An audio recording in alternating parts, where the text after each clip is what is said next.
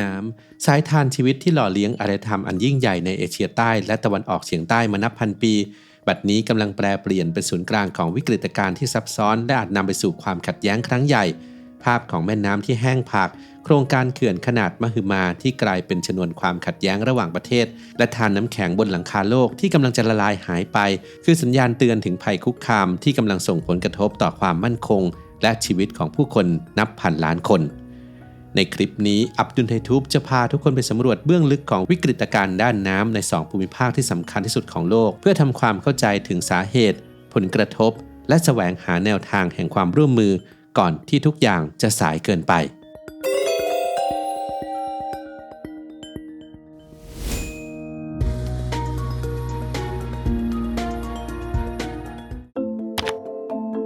ในประวัติศาสตร์อันยาวนานของเอเชียใต้และเอเชียตะวันออกเฉียงใต้แม่น้ำคือเส้นเลือดใหญ่ที่หล่อเลี้ยงอาณาจักรและวัฒนธรรมแต่ในปัจจุบันเส้นเลือดใหญ่หลายสายกำลังตีบตันและเหือดแห้งลงซึ่งส่งผลกระทบอย่างรุนแรงต่อระบบนิเวศและวิถีชีวิตของผู้คนอย่างที่ไม่เคยปรากฏมาก่อน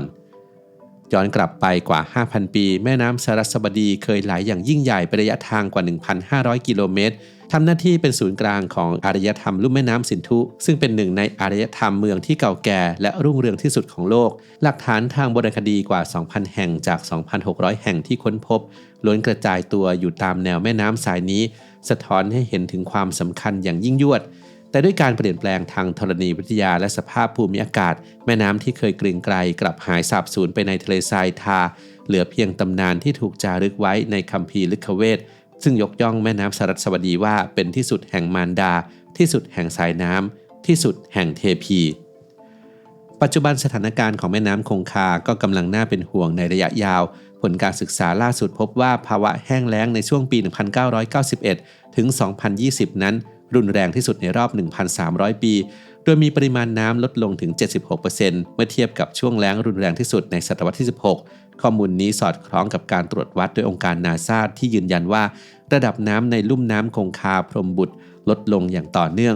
15-20 มิลลิเมตรต่อปีผลกระทบจึงไม่ได้จำกัดอยู่แค่เชิงกายภาพแต่ยังส่งผลโดยตรงต่อผู้คนกว่า 600 ล้านคนที่ต้องพึ่งพาน้ำจากแม่น้ำศักดิ์สิทธิ์สายนี้ทั้งในการอุปโภคบริโภคการเกษตรและการประกอบพิธีกรรมทางศาสนาขณะเดียวกันแม่น้ำสินธุก็เผชิญกับอุทกภัยครั้งประวัติศาสตร์ในปี 2025 ซึ่งทำให้พื้นที่บางส่วนของแม่น้ำในจังหวัดปัญจาบของปากีสถานหายไปชั่วคราวใต้กระแสน้ำท่วมสูงและเชี่ยวกรากส่งผลให้ประชาชนเกือบ 2.6 ล้านคนต้องไร้ที่อยู่อาศัยและพื้นที่เกษตรกรรมกว่า 1.8 ล้านเอเคอร์จมอยู่ใต้น้ำข้ามมายังภูมิภาคเอเชียตะวันออกเฉียงใต้แม่น้ำโขงซึ่งเป็นเส้นเลือดหลักที่หล่อเลี้ยง 5 ประเทศกำลังเผชิญวิกฤตซ้อนวิกฤตจากภัยแล้งและการสร้างเขื่อนจำนวนมากบริเวณต้นน้ำมีรายงานว่าในปี 2025 ปริมาณปลาในทะเลสาบโตเลนสาบของกัมพูชาซึ่งเป็นทะเลสาบน้ำจืดที่ใหญ่ที่สุดในอาเซียนได้ลดลงอย่างน่าตกใจกว่าครึ่งหนึ่งเนื่องจากเขื่อน 11 แห่งในจีนและ 2 แห่งในลาวได้กีดขวางเส้นทางการอพยพของปลาตามฤดูกาลและกักตะกอนดินอันอุดมสมบูรณ์ไว้ทำให้ผลผลิตทางการประมงลดลงถึง 50% และส่งผลกระทบต่อระบบนิเวศโดยรวมตัวอย่างที่ชัดเจนคือปลาบึกยักษ์ซึ่งเปรียบเสมือนดัชนีชี้วัดความสมบูรณ์ของแม่น้ำโขงมีขนาดเฉลี่ยลดลงจาก 180 กิโลกรัมเหลือเพียง 80 กิโลกรัมในช่วง 25 ปีที่ผ่านมาคำกล่าวของโซฟอนอุยนักนิเวศวิทยาด้านปลาจากมหาวิทยาลัยเกษตรหลวงในพนมเปญเป็นเสียงสะท้อนจากนักวิทยาศาสตร์ที่ยืนยันว่าปริมาณปลายักษ์ในแม่น้ำโขงกำลังลดลงอย่างรวดเร็วจากผลกระทบของเขื่อนและการเปลี่ยนแปลงสภาพภูมิอากาศซึ่งไม่เพียงคุกคามความหลากหลายทางชีวภาพแต่ยังอาจนำไปสู่การสูญสลายของวัฒนธรรมท้องถิ่นที่ผูกพันกับสายน้ำมาอย่างยาวนาน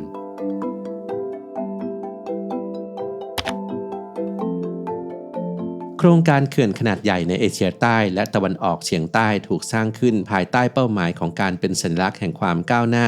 ที่จะนำมาซึ่งพลังงานสะอาดและการพัฒนาด้านชลประทานแต่ในอีกด้านหนึ่งโครงการเหล่านี้ก็ได้กลายเป็นศูนย์กลางของความขัดแย้งข้ามพรมแดนที่ละเอียดอ่อนและพร้อมจะปะทุขึ้นได้ทุกเมื่อในปี 1960 อินเดียได้สร้างเขื่อนพัคาราบนแม่น้ำสตูลุสซึ่งสามารถผลิตไฟฟ้าได้มหาศาลถึง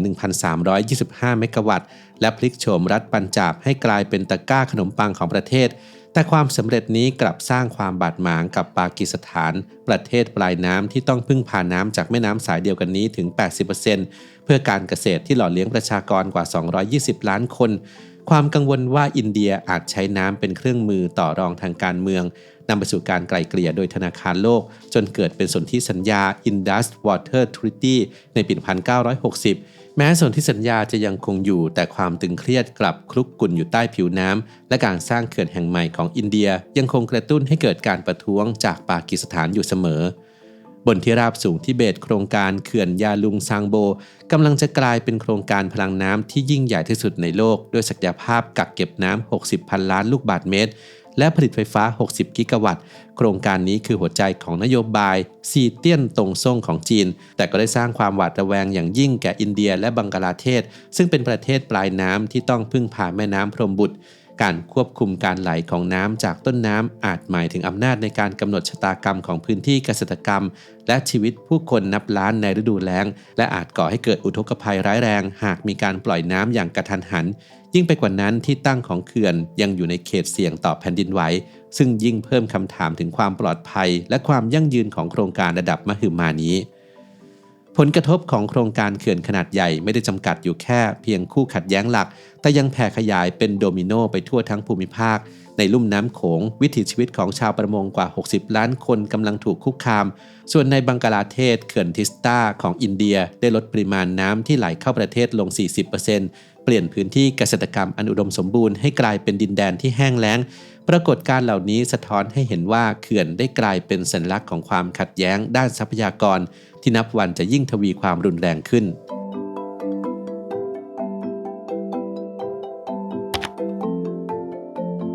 เทือกเขาหิมาลัยซึ่งเปรียบเสมือนหอคอยน้ำของทวีปเอเชียทำหน้าที่กักเก็บน้ำแข็งและหิมะในฤดูหนาวและค่อยๆปลดปล่อยน้ำออกมาหล่อเลี้ยงแม่น้ำสายสำคัญในฤดูแล้งแต่ปัจจุบันหอคอยน้ำแห่งนี้กำลังสั่นคลอนจากการเปลี่ยนแปลงสภาพภูมิอากาศก่อให้เกิดความท้าทายครั้งใหม่ที่อาจส่งผลกระทบต่อภูมิภาคอย่างประเมินค่าไม่ได้ข้อมูลล่าสุดในปี 2025 จาก NASA และศูนย์นานาชาติเพื่อการพัฒนาภูเขาแบบบูรณาการชี้ชัดว่าธารน้ำแข็งในหิมาลัยกำลังละลายเร็วขึ้นถึง 20%ธารน้ำแข็งกว่า600แห่งได้ละลายและก่อตัวเป็นทะเลสาบน้ำแข็งที่สวยงามแต่อันตรายเพราะมันเสี่ยงที่จะแตกออกและก่อให้เกิดอุทกภัยฉับพลันที่สร้างความเสียหายรุนแรงคณะกรรมการระหว่างรัฐบาลว่าด้วยการเปลี่ยนแปลงสภาพภูมิอากาศ IPCC คาดการณ์ว่าภายในปี 2050 ธารน้ำแข็งอาจละลายหายไปถึง 30-50% ซึ่งจะทำให้ปริมาณน้ำในภูมิภาคลดลงถึง 40% และคุกคามความมั่นคงทางอาหารและน้ำของประชากรนับพันล้านคนสถานการณ์นี้ได้เปลี่ยนทรัพยากรน้ำให้กลายเป็นประเด็นความมั่นคงระดับภูมิภาคทวีความตึงเครียดระหว่างจีนอินเดียและปากีสถานซึ่งต่างก็พึ่งพาทรัพยากรน้ำจากแหล่งเดียวกันในศตวรรษที่ 20 สงครามหลายครั้งมีน้ำมันเป็นศูนย์กลางแต่ในศตวรรษที่ 21 นักวิเคราะห์หลายคนเชื่อว่าทองคำสีครามหรือน้ำจืดจะกลายเป็นบ่อกเกิดแห่งความขัดแย้งครั้งใหม่ท่ามกลางวิกฤตนี้จึงเกิดการเสนอแนวคิด Water NATO เพื่อสร้างพันธมิตรระดับภูมิภาคที่ใช้หลักการป้องกันร่วมกันในการรับประกันความมั่นคงทางน้ำท่ามกลางภาพอนาคตที่น่ากังวลยังคงมีแสงสว่างแห่งความหวังปรากฏขึ้นจากความร่วมมือในหลายระดับโครงการอย่าง South Asia Water Initiative ของธนาคารโลกได้ส่งเสริมการแบ่งปันข้อมูลข้ามพรมแดนเพื่อสร้างความไว้วางใจขณะที่สิงคโปร์ได้แสดงให้เห็นถึงศักยภาพของเทคโนโลยีในการเปลี่ยนน้ำทะเลเป็นน้ำจืดส่วนในลุ่มน้ำโขงคณะกรรมการแม่น้ำโขงก็กำลังทำงานเพื่อสร้างแนวปฏิบัติที่ยั่งยืนสำหรับเขื่อนความร่วมมือทั้งในระดับท้องถิ่นและภูมิภาคผ่านการฟื้นฟูระบบนิเวศการลงทุนในเทคโนโลยีและการสร้างกรอบการจัดการที่ยั่งยืนและเป็นธรรมคือกุญแจสำคัญในการรักษาสายน้ำเหล่านี้ไว้เพื่อให้สามารถหล่อเลี้ยงชีวิตผู้คนและส่งต่อความอุดมสมบูรณ์ไปสู่อนาคตได้อย่างแท้จริง CBD Immunity Gummies เป็นสูตรที่ออกแบบมาเพื่อการดูแลภูมิคุ้มกันโดยเฉพาะโดยมีส่วนผสมของสารสกัดเห็ดลิ้นจือและซิงค์กลูโคเนตครับผลิตภัณฑ์นี้เน้นแนวทางการปรับสมดุลภูมิคุ้มกันในระยะยาวมากกว่าการกระตุ้นแบบเฉียบพลันเหมาะสำหรับผู้ที่ต้องการเริ่มต้นดูแลภูมิคุ้มกันแต่ว่าไม่ต้องการใช้ยาครับ ผู้ใช้ที่รับประทานอย่างต่อเนื่องจะรู้สึกว่าร่างกายตอบสนองต่อเชื้อหวัดได้น้อยลงและเมื่อเจ็บป่วยก็ฟื้นตัวได้เร็วขึ้นครับแล้วทุกคนล่ะครับคิดว่า CBD นั้นมีประโยชน์ในด้านอื่นๆอีกอย่างไรลองคอมเมนต์มาคุยกันได้นะครับ